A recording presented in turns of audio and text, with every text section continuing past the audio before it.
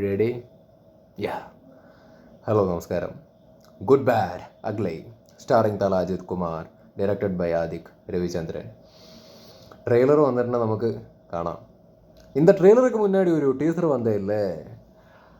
அது அது எப்படி இருந்த சொல்லுங்க. எனக்கு ரொம்ப பிடிச்சாச்சு. അത് കലക്കൻ സാധനം എന്ന് പറഞ്ഞാൽ കലകലക്കൻ സാധനം. ഞാൻ ആക്ച്വലി അജിത്തിൻ്റെ എന്നെ ഇരുന്നാലും പോലെയുള്ള സിനിമകൾ കാണാനാണ് കൂടുതൽ താല്പര്യപ്പെടുന്നത്. അതുപോലെ തന്നെ ഈ ടീസറിൽ കണ്ട പോലത്തെ കൈൻഡ് ഓഫ് പരിപാടികളൊക്കെ ഉണ്ടല്ലോ, ഈ മങ്കാത്ത പോലത്തെ പരിപാടികളൊക്കെ ഉണ്ടല്ലോ, അതും അജിത്തിൻ്റെ ഞാൻ കാണാൻ കൂടുതൽ ആഗ്രഹിക്കുന്ന അതേ ഐറ്റം തന്നെയാണ്. അപ്പോൾ എനിക്ക് ആക്ച്വലി ഈ സിനിമ അജിത്തിൻ്റെ ഇതിന് മുമ്പ് വന്ന സിനിമകളൊക്കെ ഉണ്ടല്ലോ, ആ സിനിമകൾ ഇറങ്ങുന്നതിന് മുമ്പേ ആ സിനിമകളോട് എനിക്കുണ്ടായിരുന്ന വിശ്വാസം അല്ലെങ്കിൽ പ്രതീക്ഷ, അതിനെക്കാട്ടിലും കൂടുതലൊരു പ്രതീക്ഷ അല്ലെങ്കിൽ വിശ്വാസം അല്ലെങ്കിൽ എനിക്ക് കാണാൻ താല്പര്യം ഉണ്ടായിരുന്നത്, കൂടുതൽ കാത്തിരുന്നത് ഈ സിനിമയ്ക്ക് വേണ്ടി തന്നെയായിരുന്നു, ഗുഡ് ബാഡ് അഗ്ലിക്ക് വേണ്ടി തന്നെയായിരുന്നു. അത് ഞാൻ മാത്രമല്ല, എനിക്ക് തോന്നുന്നു ഒരുപാട് ആളുകൾ, അജിത്തിൻ്റെ ഫാൻസ് ആയിക്കോട്ടെ അല്ലാത്ത ആളുകളായിക്കോട്ടെ ഒക്കെ ഈ സിനിമയിലാണ് ഒരു വിശ്വാസവും പ്രതീക്ഷയൊക്കെ വെച്ചിട്ടുണ്ടായിരുന്നതെന്നാണ് എനിക്ക് ആക്ച്വലി പലപ്പോഴും പല കമൻറ്റ് ബോക്സുകളിൽ നിന്നൊക്കെ മനസ്സിലാക്കാൻ വേണ്ടിയിട്ട് പറ്റിയിട്ടുള്ളത്. അപ്പോൾ ജസ്റ്റ് ഇത് പറഞ്ഞുവെന്ന് മാത്രം. ടീസർ ഗംഭീര സാധനമായിരുന്നു, ഗംഭീര സാധനമായിരുന്നു. ഇപ്പോൾ ദാ ട്രെയിലർ നമുക്ക് കാണാം. കമാൻ എവരിബഡി, യാ ഹബീബി.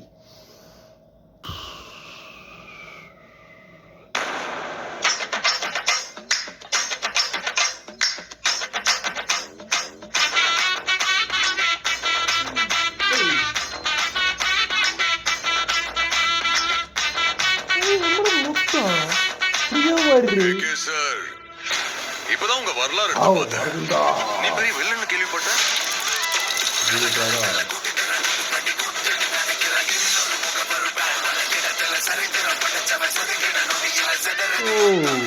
ஆனா என் கேம்ல நான் தாண்டா உனக்கு villain. This is my fucking game. So sweet.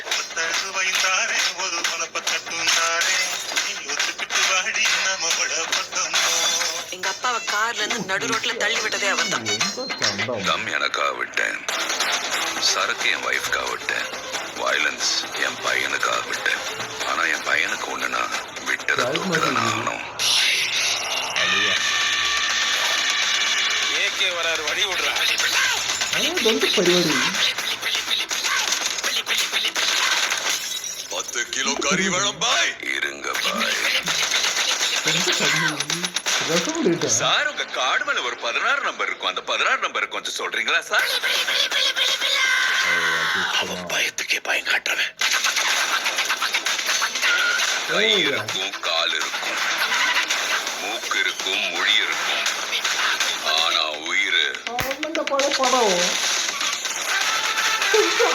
പരിപാടി. ആദ്യത്തെ നീ എന്നെ പണം പോറേ ரொம்ப வருஷம் ஆச்சுல. Fan boy சம்பவமா?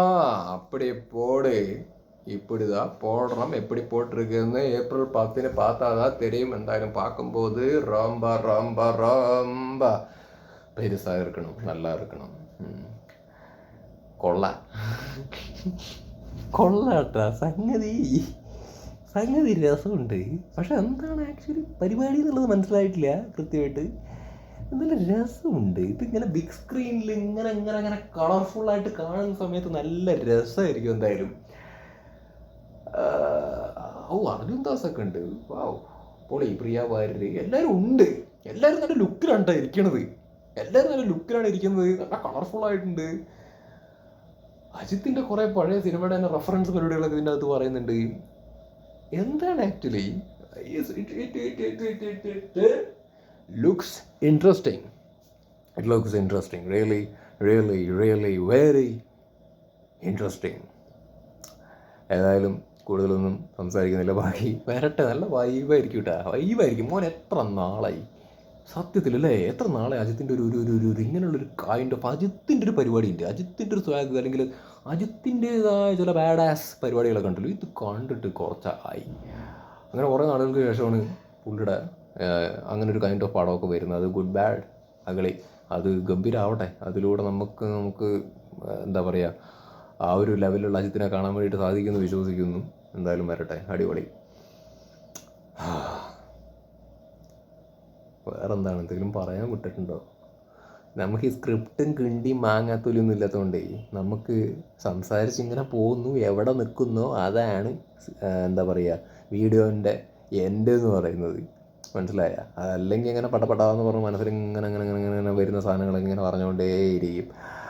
അപ്പോൾ ഏതായാലും പൊളിക്കട്ടെ. ജി വി പ്രകാശിൻ്റെ മ്യൂസിക്കും ഇതിങ്ങനെ തിയേറ്റർ തോളത്തിനെ കുറിച്ചിട്ടൊക്കെ ഒന്ന് ആലോചിച്ച് നോക്കുമായിരുന്നു. അതായത് നല്ല കട്ട അജിത് ഫാൻസിൻ്റെ കൂടെ ഇരുന്നിട്ട് ഈ ഒരു പടം കാണുന്ന സമയത്ത് കിട്ടുന്ന ഒരു വൈബ് എപ്പിടി ഇറുക്കുന്നതായി ഇപ്പോൾ ഞാൻ യോസിച്ചിട്ട് ഇറുക്കുക. കാരണം ഒരു മുഴുനീള അജിത്തിൻ്റെ അങ്ങനെ ഒരു കൈൻഡ് ഓഫ് പരിപാടിയൊക്കെ വന്നു കഴിഞ്ഞ് കഴിഞ്ഞാൽ ആളുകൾ ഭയങ്കരമായിട്ട് എൻജോയ് ചെയ്യും. കാരണം ഈ ഏത് നടൻ്റെ ഫാൻസ് ആണെന്നുണ്ടെങ്കിലും ഇത്തരത്തിലുള്ളൊരു മാസ് പരിപാടി അല്ലെങ്കിൽ ഒരു ഇൻട്രസ്റ്റിംഗ് ആയിട്ടുള്ള പരിപാടിയൊക്കെ കാണാൻ വേണ്ടി പോകുന്ന സമയത്ത് ആൾക്കാർ കൈയടിക്കാൻ റെഡിയായിട്ട് ആക്രാമത്തോടു കൂടിയിട്ടായിരിക്കും ഇരിക്കുന്നുണ്ടാവുക. ആ ഒരു വെറിയിൽ ഇരിക്കുകയായിരിക്കും.